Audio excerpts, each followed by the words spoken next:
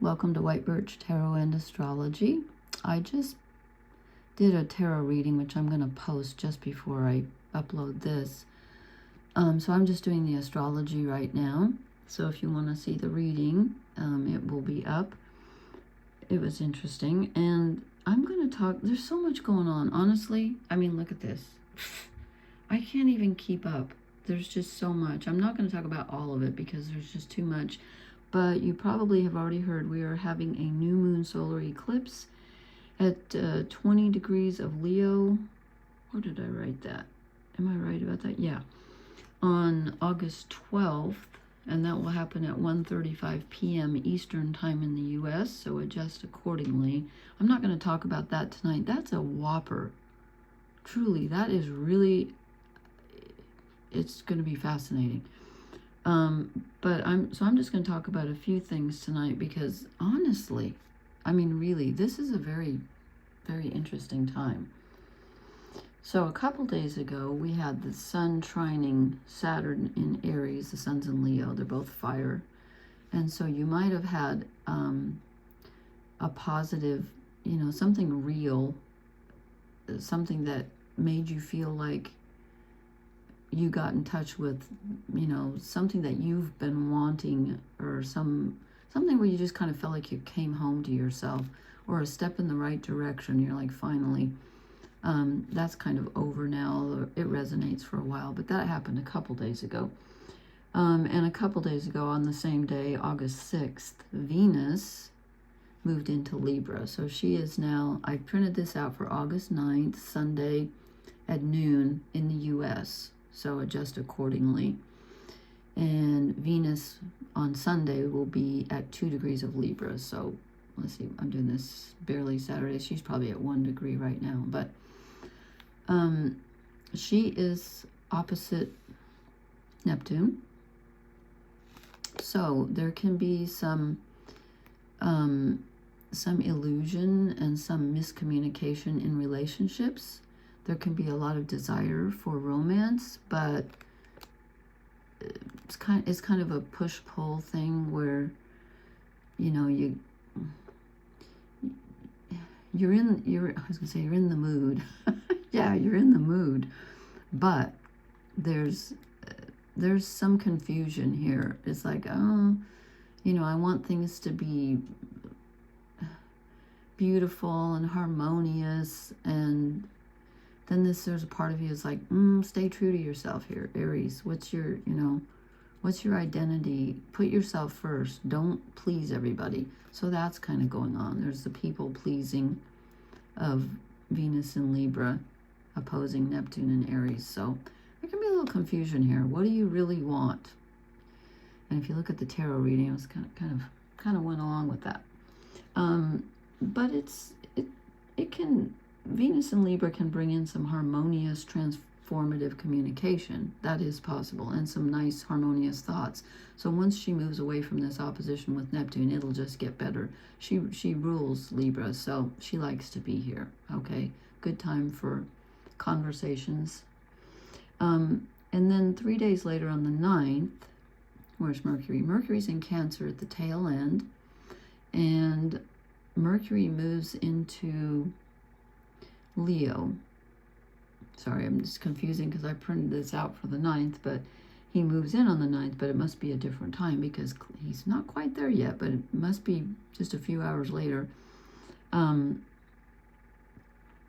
And Mercury is in new territory now, so, he was retrograde in Cancer for quite a while and is now in new degrees that he didn't reach before, so that's good. That brings some mental clarity. And when Mercury moves into Leo, then we want to express ourselves. There's a lot of self-expression when things are in Leo, and it's wanting to communicate what you honestly feel and what you honestly want to say, and your true self. You don't want any fakery. You want to be around people where you can be your real self, and they will accept you. Leo's all about being genuine. It's authenticity. It's your heart of hearts. So There's going to be, might be some really heartfelt conversations going on. And of course, Venus in Libra, again, she wants to please people. So, but sometimes you have to sacrifice a little harmony to have some authenticity. And then on the 11th, Mars, who is at the tail end of Gemini, Mars is going to move into Cancer. So that's going to put some of our physical energy towards emotional healing and feeling our emotions and getting in touch with our intuition.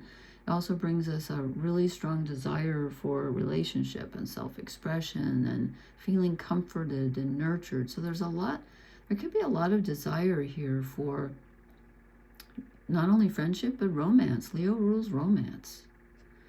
And Libra rules relationships. Cancer rules nurturing. So that's going to come up. Relationship energy is going to come up for sure. And we have, and I've written here in big capital letters, tell your story, ! You're going to want to tell your story. Yes. So we have, what is this? This is a T-square. We have a T-square between Neptune and Aries. Is that true? 30, 60, yeah. When Mars moves into Cancer, we are going to have a T-square between Neptune in Aries, Mars in Cancer, and Venus in Libra. They're all cardinal signs. So, again, there's a tension. There's something you have to face. Whenever you have planets in aspect, they're communicating whether you like it or not. But when it's a square, it's kind of something you don't really want to have to deal with, but you do. So we have this kind of imagination, and it can be kind of more honest. When, I know it sounds weird, when something is retrograde, it's usually more confusing, but Neptune rules illusion. So when Neptune's retrograde, it's kind of like, it can be a little more like looking back on things with a clearer, it's not so much of imagination as it is a wistful, nostalgic look. And so that comes up with our desires in relationship, family, home, being nurtured, the emotional aspects of Cancer, how you're mothered, maybe your relationship with your mother, or if you're a mother. And then Venus, all of our relationships, including our relationship with ourselves, in Libra, where you want beauty and harmony and balance, but they're squaring each other. You're like, how do I do this? How do I, the word just flew out of my head. How do I navigate and balance and negotiate? That's the word I was. How do I negotiate my desires and my needs, my emotional needs, with my relationships with everybody else? Which ones are true and real? You might be thinking about that. And it's just, oh, sorry, I'm pointing to Mercury. Sorry, it's Mars. You're going to be putting your physical energy and your intuitive energy toward that. What do I really want? What makes me feel good? Okay, so we have that. We have a T-square, and then we still have this ongoing mini grand trine. This is the outer planets, so I'm not going to talk about them tonight. I've talked about them before, but we have that, and then we have.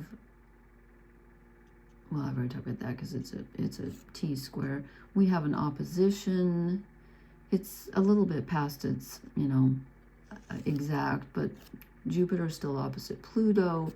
So there's transformative, the desire to, there's a big, I'm sorry, I'm making a hash of this. There's just so much going on.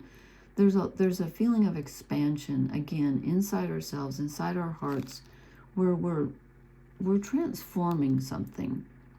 The way we fit into the collective and who we are as an individual, there's a tension there. There's a lot of adjusting going on here and a lot of growth. Whenever you see all this red stuff, the squares and the oppositions, there's a lot of growth involved. And this is something I missed a few days ago.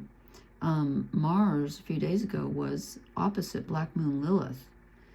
He's in Gemini, and as I said, he's going to move into Cancer by sometime on the 9th or 10th, depending on where you are. And so the masculine energy is opposite the wounded feminine, or not the wounded, but the exiled feminine. And she's in Sagittarius, which is our ideals and our philosophy and our belief systems, being sort of trying to incorporate this rejected feminine energy, opposing our masculine energy. So we can't just turn our backs on that part of ourselves. That's going to be expressed. And again, it was exact a few days ago because I didn't see that, but still it's resonating. It's still only 3 degrees. So that's in the mix too. There's a lot of relationship adjustment going on, but there's a lot about who we are and what we want. And again, when this new moon solar eclipse comes on the 19th, a lot of other things come up too, and I will talk about that a different night because I know this is a lot. But I just wanted to point out these things happening. And if you know your chart, which is ever so helpful, if you have any points at planets or points in your chart, there's the ascendant, the descendant, the midheaven, the IC, the bottom here. It's so helpful if you know, because if you have anything in the beginning degrees of the fire signs, that's highly triggering. Beginning degrees of the air signs, the cardinal signs, which are Aries, Cancer, Libra, and Capricorn. I mean, we're pretty much all being triggered now, but it's really helpful if you know this. And as I said, the new moon solar eclipse is going to be at 20 degrees of Leo. So the sun and moon will be together here at Leo. And I have a lot to say about that. They're very close to the south nodes, which are at 0 degrees of... Is that true? Yeah. Yeah, that's right. The nodes are moving too in a couple days. So they're going to move into Aquarius and Leo. Wow, a lot going on. I hope this made sense. I know I'm all over the place tonight, but if you know your chart, it's so helpful to know how this will affect you. And again, if you don't, I will try to leave my email in the comments. I can tell you how to do it free on astro.com. You have to know your birth time, though, if you want to know what houses everything is in. I've said this a million times, so I won't go on about it. But anyway, there's a lot going on. I hope I didn't make a hash of it. It's just a lot. But I just wanted to point out that the personal planets are all changing signs all within a few days of each other. So we've got the 6th for Venus into Libra, the 9th for Mercury into Leo, and the 11th for Mars into Cancer. That's a lot all at once. Okay, I will stop here, and thank you for being here. Leave me a comment. Please hit the like, share, and subscribe buttons, and I will talk to you later. Blessings. Good night.